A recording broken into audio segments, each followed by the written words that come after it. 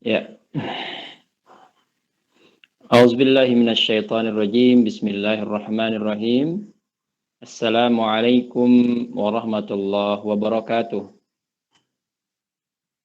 Waalaikumsalam warahmatullahi Waalaikumsalam wabarakatuh. warahmatullahi wabarakatuh. Waalaikumsalam warahmatullahi wabarakatuh. Alhamdulillahi rabbil alamin. Wassalatu wassalamu ala rasulihil karim. Al-mab'uth rahmatan lil alamin. Al-manqul bitawatir al-muta'abbad bitilawatih. Asyhadu an la ilaha illallah wahdahu la syarika lah. Al-malikul 'allam. 'Allama bil qalami 'allamal insana ma lam ya'lam. Wa qala Allah ta'ala fi kitabihil karim, ya ayyuhalladzina amanu kutiba 'alaikumus syiyam kama kutiba 'alal ladzina min qablikum la'allakum tattaqun. Wa qala Rasulullah sallallahu alaihi wasallam, man shoma ramadhana imanan wa ihtisaban ghufira lahu ma taqaddama min dhanbihi. Yang saya hormati teman-teman sekalian, Ketua IMI Darussalam, Pembina IMI Darussalam, dan segenap kaum muslimin muslimat, ikhwan wa akhwatu fillah yang tidak bisa saya sebutkan satu persatu namanya. Saya singkat, ma'asyiral muslimin muslimah rahimani wa rahimakumullah. Kita panjatkan puji syukur atas karunia Allah Subhanahu wa taala. Alhamdulillah telah memberikan kita kesehatan dan kesempatan di malam hari yang mulia ini, tidak kurang sedikit apapun. Allah berikan kita hidayah kembali. Allah berikan kesehatan kembali. Allah berikan segala apa yang kita inginkan, yang kita butuhkan, dengan ketentuan yang Allah berikan, bukan dengan ketentuan kita. Inilah akidah sebaik-baik akidah. Alhamdulillahirabbil alamin. Kita juga panjatkan salawat salam kepada keharibaan baginda Nabi besar Nabi Yuna Muhammad sallallahu alaihi wasallam yang telah memberikan kita begitu banyak pelajaran. Beliau yang membawa risalah Islamiyah. Alhamdulillah sampai saat sekarang ini kita tidak kurang sedikit apapun. Kita belajar sedikit demi sedikit tentang bagaimana syafaatnya nanti Rasulullah SAW supaya kita bisa meraihnya. Kita belajar supaya bisa menjadi muslim yang baik, menjadi seorang yang lebih ideal di dalam hidup untuk mendapatkan sa'idum fid darain, yakni kebahagiaan di dunia dan di hari kiamat. Oke, ikhwan wa akhwatu fillah, yakni tema pada malam hari ini sangat menarik, atau di mana tema ini adalah tema yang sedang ngehits ya, sangat umum sekali karena memang kita sudah mendekati bulan Ramadan seperti itu. Oke. Oh ya, maaf kameranya belum saya nyalakan ya. Ya. Pada malam hari ini alhamdulillahirabbil alamin ya, kita selalu bersyukur kepada Allah Subhanahu wa taala atas segala bentuk limpahan rahmatnya, karena ketika kita bersyukur di dalam hal-hal yang kecil, Allah akan berikan kita rasa syukur untuk bisa bersyukur kepada hal-hal yang lebih besar. Kata Nabi, "Man lam yashkur qalil lam yashkur katsir." Barang siapa yang dia bisa bersyukur kepada hal-hal yang kecil, maka dia akan bisa untuk bisa bersyukur kepada hal-hal yang lebih besar. Tema kita hari ini adalah tentang seputaran Ramadan. Bagaimana tetap termotivasi di dalam beribadah di bulan Ramadan tanpa mengurangi apapun itu, walaupun di dalam keadaan pandemi COVID-19 seperti saat sekarang ini. Tapi tidak menyurutkan niat giroh kita untuk beribadah kepada Allah Subhanahu wa taala. Maka penting kiranya. Maka ada rumus-rumus dan formula-formula yang memang harus digabungkan, ibarat mendiagnosa satu penyakit. Ketika penyakit itu sudah didiagnosa, maka akan keluar obatnya.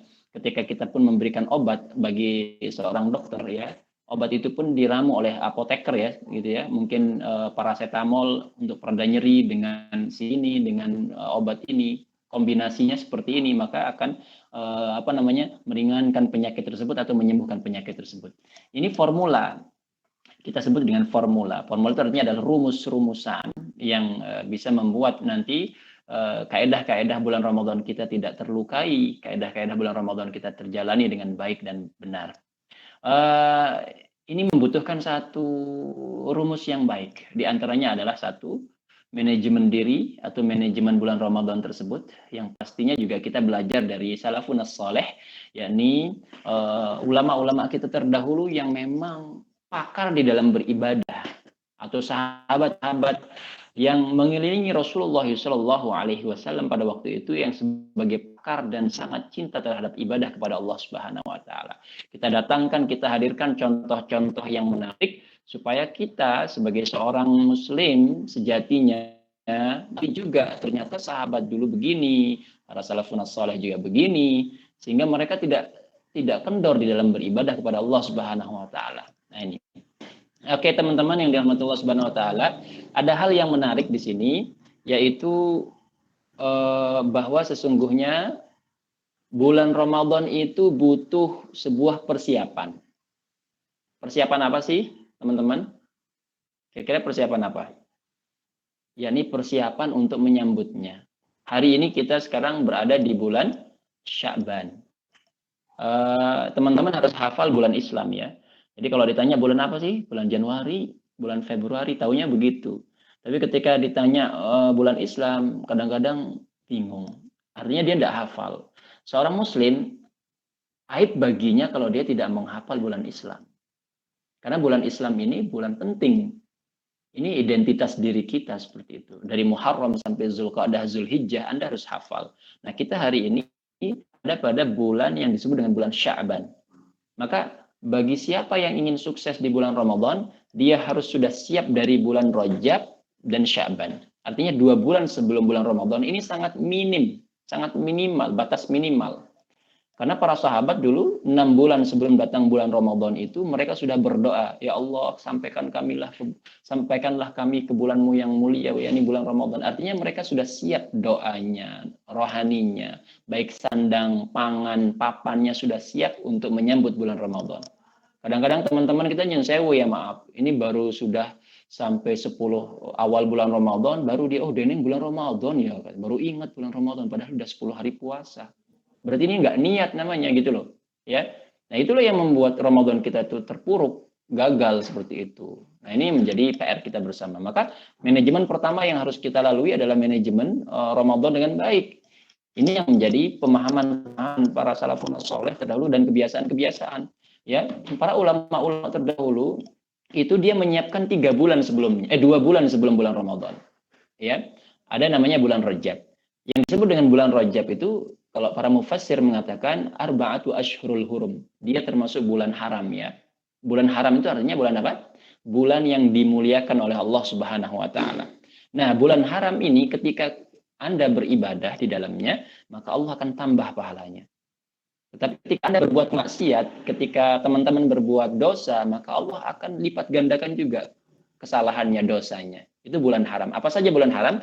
Arba'atu ashhurul hurum itu ada 4. 1, Zulqa'dah, Zulhijjah, Muharram, dan bulan Rajab. Ada 4 bulan haram tadi. Nah, kalau kemarin kita di bulan Rajab, ini kan sekarang Sya'ban ya. Kalau bulan Rajab kita betul-betul preparasi.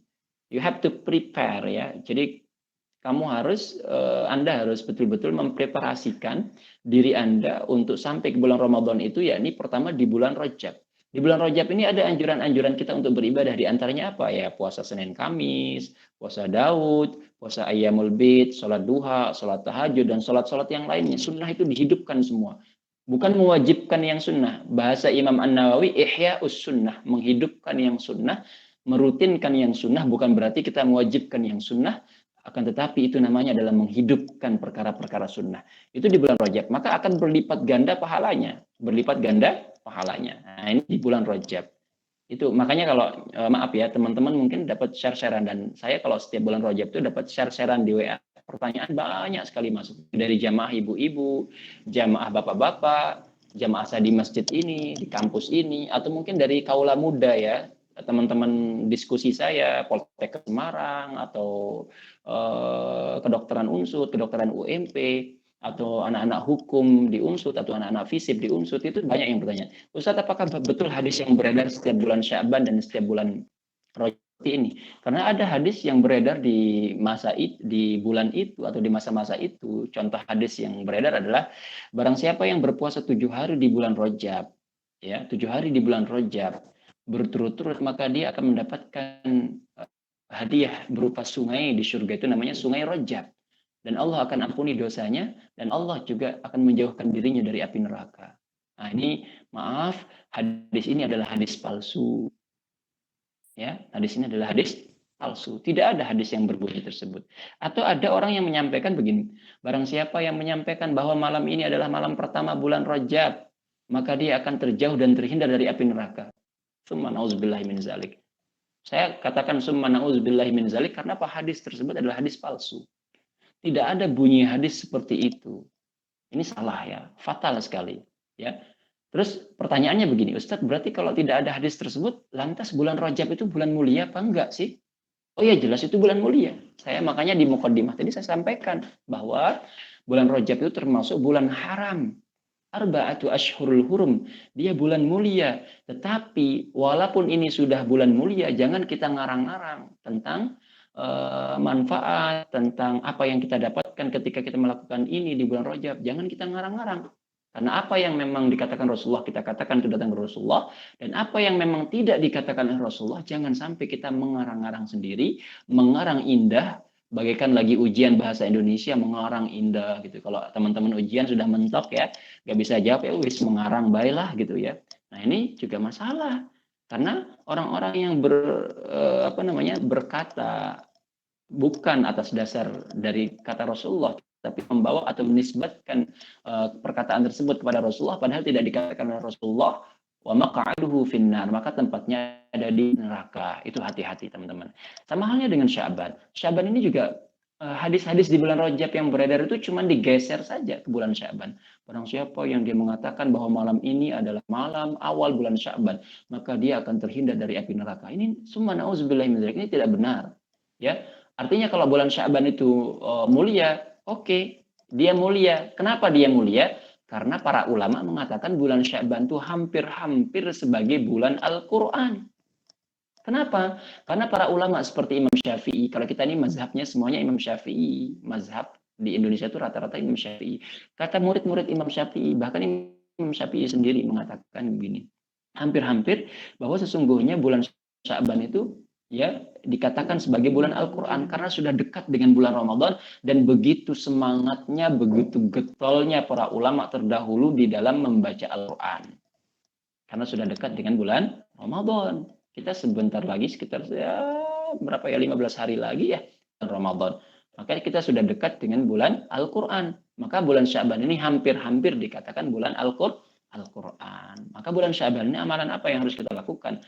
Jelasnya bulan Sya'ban ini kita perbanyak membaca Al-Quran, menghatamkan Al-Quran, bertadarus Al-Quran. Bagi teman-teman yang sudah bisa baca Quran, hatamkan Quran. Bagi teman-teman yang belum bisa membaca Al-Quran, mari belajar Al-Quran supaya ditarget di bulan Sya'ban sampai Ramadan ini Anda bisa membaca Al-Quran dengan baik dan benar. Nah, ini penting. Baru sampai nanti kita kepada bulan Ramadan.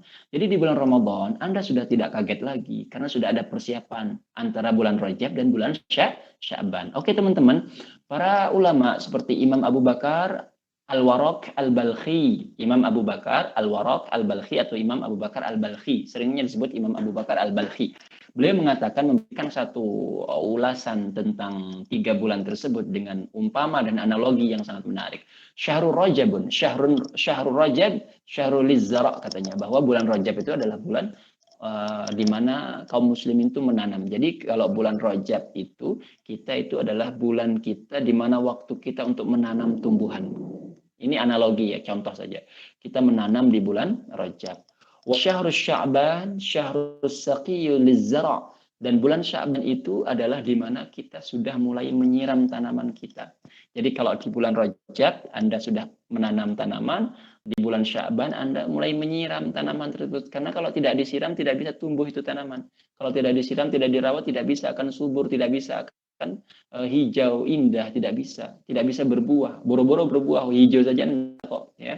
Karena tidak disiram, tidak dirawat. Nah, makanya di bulan Sya'ban ini kaum muslimin di seluruh dunia harus merawat dirinya ya supaya dirinya itu tetap termotivasi untuk menyambut bulan Ramadan. Itu maksudnya. Wa Ramadan, dan Ramadan syahru hisaduz zara'. Dan Ramadan itu disebut dengan bulan di mana sudah mulai panen. Artinya pertama bulan Rajab kita sudah nanam, bulan Sya'ban kita sudah menyiram, dan bulan Ramadan kita sudah memanen.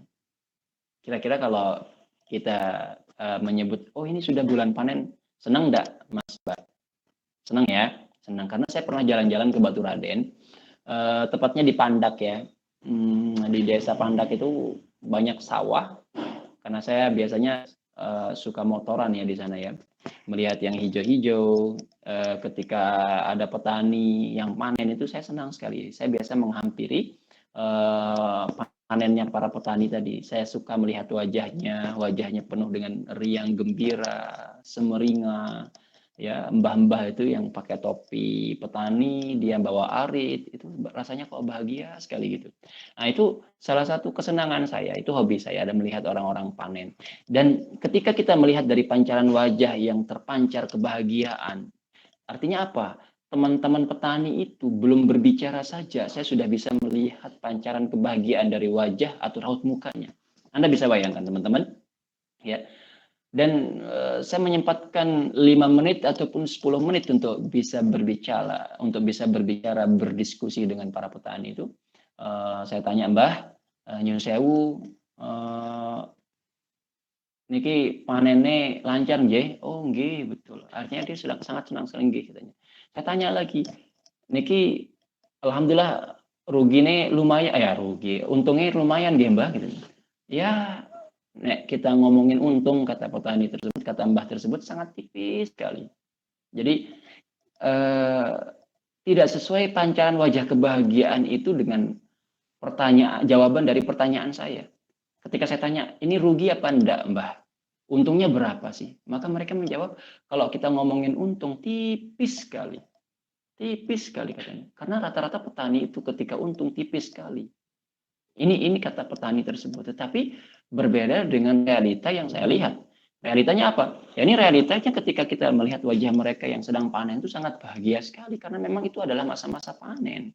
Seperti itu loh. Paham nggak maksudnya? Maka saya mengambil garis besar di sini bahwa memang ada keberkahan di dalam panen tersebut. Gitu loh. Ada keberkahan di dalam panen tersebut. Sehingga saya mengambil kesimpulan, kita ketika datang bulan Ramadan, bulannya kaum muslimin panen, ya. Jadi mau datang bulan Ramadan saja kita sudah bilang begini. Aduh, mumpung belum datang bulan Ramadan, yuk nyate yuk katanya. Betul enggak? Ya. Mumpung belum datang bulan Ramadan, ayo bakso dulu lah gitu. Bakso dulu katanya. Dia bakso nyate, ya.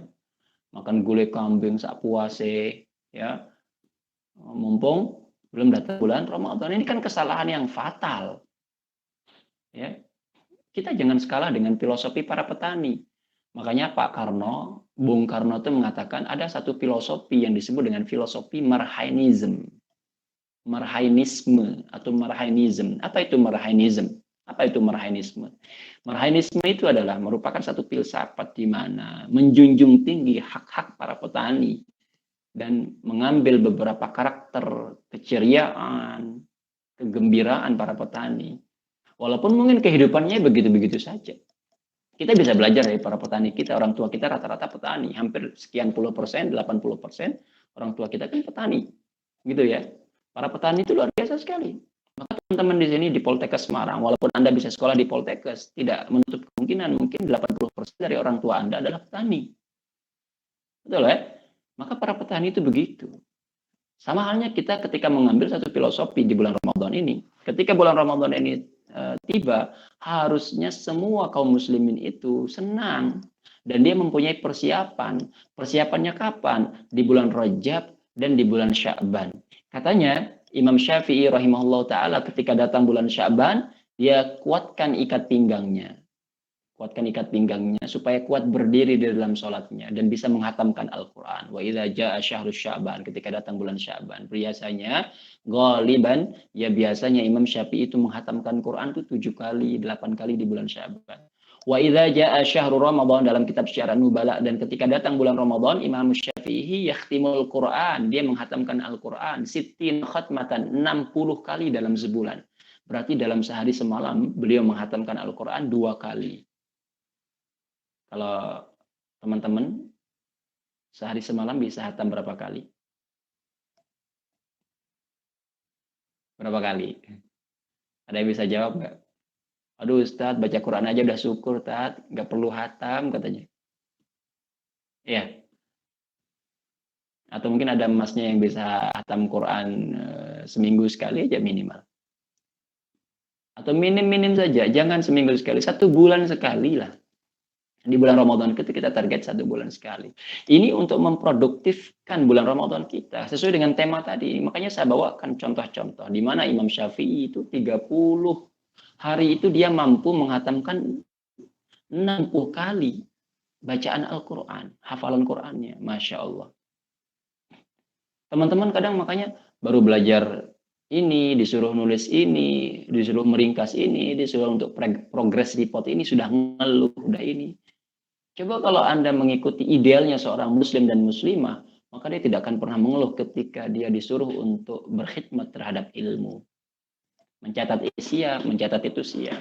Karena memang seorang muslim begitu. Apalagi seorang penuntut ilmu, talibul ilmu. Maka kita belajar dari sekolah Ramadan ini. Artinya Ramadan itu saya ibaratkan sebuah sekolah. Syahrut tarbiyah kata para ulama. Bulan pendidikan. Di mana Ramadan itu akan mengajarkan kepada kita tentang makna kesabaran.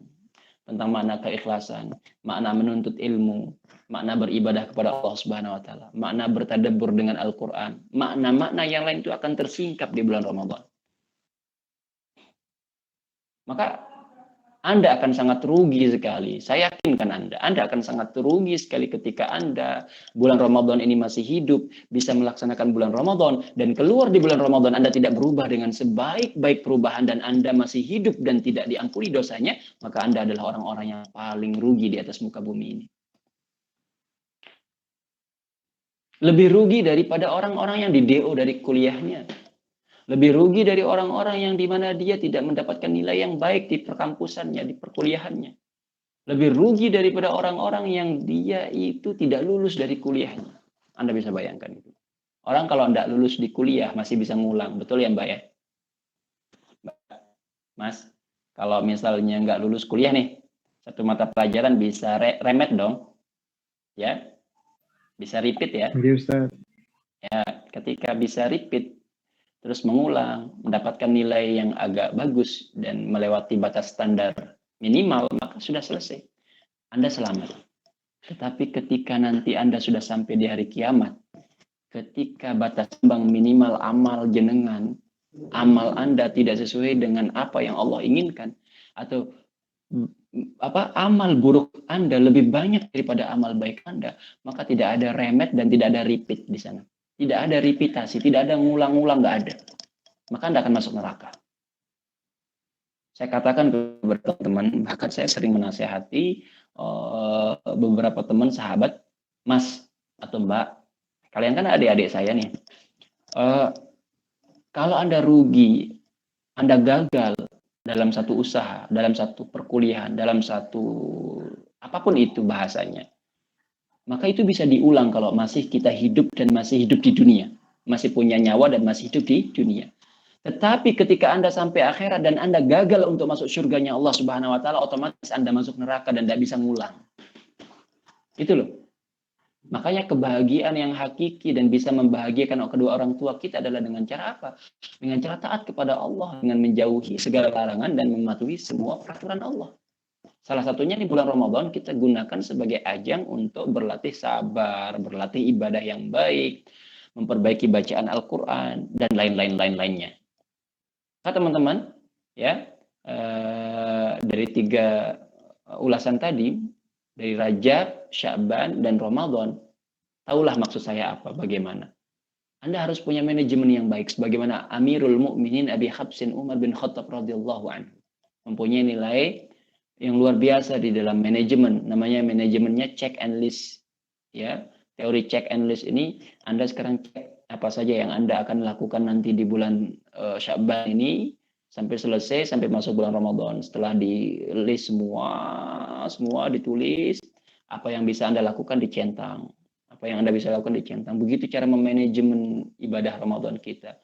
Kita kalau manage uang pinter banget, apalagi orang ngutang, dicatatnya besar, di stabilo merah, ini yang ngutang, ini yang ini yang ini. Nggak pernah lupa. Tapi ketika misalnya untuk masalah ibadah, masalah akhirat, boro-boro di stabilo, dicatat pun enggak.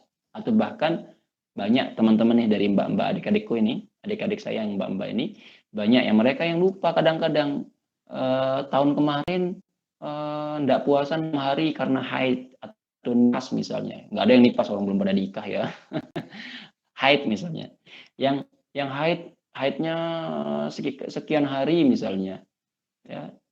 Tapi jarang yang bisa mengingat mencatat, saya kemarin enggak puasa itu sekian hari. Sampai datang bulan Ramadan belum diganti, ada juga yang seperti itu. Bayangkan, sampai datang bulan Ramadan dia belum mengganti puasa Ramadannya tahun lalu. Nauzubillahi min dzalik. Ini kan menjadi problematika kita bersama teman-teman. Ya, padahal bagaimana kita Ramadan ini mau khusyuk, mau produktif aktivitasnya, mau totalitas di dalam beribadah, sedangkan puasa bulan Ramadan tahun lalu saja belum diganti. Ini menjadi masalah begitu loh. Makanya harus di-manage karena semua bentuk aktivitas yang baik itu pasti manajemennya bagus. Semua bentuk aktivitas ibadah yang baik pasti manajemennya bagus. Nah, oke, pertama, clue yang pertama tadi sudah saya jawab ya, saya sudah jelaskan bahwa memang apa yang kita lakukan, persiapan apa ya? Persiapan tadi, Syaban kita banyak-banyak baca Quran. Kalau Rajab kemarin banyak-banyak ibadah, sholat dan sebagainya. Kalau di Syaban ini banyak-banyak baca Quran, terus tingkatkan sholat sunnah sampai di bulan Ramadan. Itu persiapan kita supaya lebih getol dan semakin produktivitasnya meningkat di tengah pandemi untuk beribadah di bulan Ramadan. Terus yang pertama, clue yang pertama yakni kita disuruh bertobat kepada Allah Subhanahu wa taala. Kullu bani Adam khata'un wa khairul khata'in at-tawwabun. Bahwa setiap keturunan Adam itu banyak melakukan dosa. Betul. Dan sebaik-baik orang yang berdosa adalah orang-orang yang dia selalu bertaubat kepada Allah. Innallaha yuhibbut tawwabin wa yuhibbul mutatahhirin. Sungguhnya Allah itu sangat mencintai orang-orang yang bertaubat, yang mengakui kesalahannya, yang bersimpuh kepada Allah. Wa yuhibbul mutatahhirin, dan sungguhnya Allah sangat suka dengan orang-orang yang mensucikan dirinya atau orang-orang yang bersih seperti itu. Nah, dari clue yang pertama berarti kita disuruh untuk bertobat kepada Allah. Apa yang kita persiapkan? Ya tazkiyah nafs. Mensucikan jiwa kita untuk masuk ke bulan Ramadan. Yang biasa bohong, yang biasa nyontek, yang biasa gibah nih. Ibu-ibu, Mbak, jangan suka gibah. Kalau ketemu sama teman-teman kosnya udah gibah. Nah, boleh. Nanti di bulan Ramadan sudah stop. Ya jangan sampai tapi cuman di bulan Ramadan tuh udah enggak boleh gibah di bulan Ramadan. Tunggu Syawal aja baru kita gibah, ya enggak boleh. Artinya di bulan Ramadan tuh kita enggak boleh gibah untuk menjadi pelajaran kita nanti 11 bulan yang akan datang supaya kita tidak gibah seperti itu. Jauhkan hati ini dari iri hati, hasad, an-namimah, dengki dan sebagainya. Kebohongan-kebohongan yang baik itu tidak penting, yang kecil, yang besar pun maka dijauhi. La yadkhulul jannata illa man kana fi qalbihi mithqala dzarratin min kibrin. Tidak akan masuk surga bagi orang-orang yang dia itu berbohong walaupun kebohongannya sebiji atau sebiji zarrah. Subhanauzubillahi min zalik. Oke teman-teman, Allah Subhanahu wa taala, kita bertaubat kepada Allah Subhanahu wa taala, juga kita beribadah. Clue yang kedua yakni dengan ilmu. Beribadah dengan ilmu ini penting sekali teman-teman. Contoh, kita beribadah dengan ilmu, ya kita ngaji mesti juga belajar mentadaburi apa yang kita kaji. Kita sholat pun bisa mentadaburi sholat kita. Kita paham makna-makna dari zikir-zikir sholat kita. Teman-teman yang belum bisa memahami zikir-zikir di dalam sholatnya, mohon monggo pahami, cari referensi yang sahih ya. Cari referensi yang baik yang mudah dipahami untuk bisa Anda amalkan nanti, pelajari dan sampai seterusnya. Pokoknya semua harus serba ilmu. Jangan sampai kita berbuat sesuatu tanpa ilmu. Ketika kita berbuat sesuatu tanpa ilmu maka tidak bernilai di hadapan Allah Subhanahu wa taala. Maka yang terakhir, yang ketiga, clue-nya adalah selain kita bertobat, ilmu, maka yang ketiga ini adalah memaksakan diri kita untuk, clue yang ketiga adalah memaksakan diri kita untuk melakukan ibadah tersebut. Jadi kadang kita untuk menabung saja mesti memaksakan diri. Untuk nabung loh. Aduh, aku kepengennya beli cilok. Ini biasanya yang cewek loh, yang mbak-mbak doyan jajan ya. Habis cimul, kadang pengennya apa kayak sing yang jenis apa ya? Cimul, cilok, cilor, banyak banget. Ya, sempol apa itu namanya yang di pasar tuh? Banyak. Saya senang lihat orang belanja itu, tapi saya tidak suka belanja. Ya. Cireng dan sebagainya. Habis ini, habis itu ngebakso, maning, aduh, pokoknya belanja terus. Nah, orang untuk nabung itu dia menahan diri untuk belanja, betul ya? Jadi aku mau nabung untuk masa depan aku, ya. Akhirnya dia tabung. Yang tadinya dia biasa ngebakso, hari ini libur ngebakso. Yang biasa ngebakso setiap hari jadi seminggu sekali. Atau yang biasa seminggu sekali jadi 2 minggu sekali. Begitu bersabar kita menahan diri. Nah, begitu pula juga ketika kita misalnya memaksakan diri kita untuk beribadah, artinya ada kegiatan-kegiatan yang lain yang tidak bermanfaat kita tinggalkan. Kita paksakan diri kita untuk melakukan ibadah di bulan Ramadan. Paham ya maksudnya ya? Jadi yang ketiga ini penting. Jadi dari sub pertama 3 komponen Rajab, Sya'ban, Ramadan, sub kedua dari 3 clue tadi, jangan sampai hilang dari kehidupan dan manajemen Anda.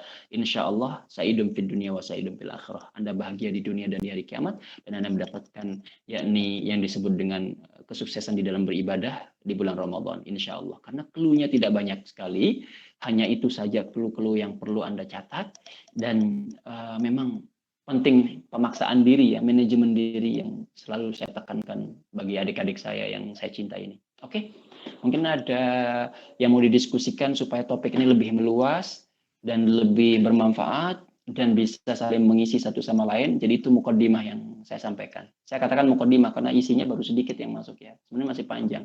Cuman karena ini sudah lumayan, udah 1 jam saya ngomong ya. Oke, teman-teman, Bapak Ibu silakan yang mau bertanya.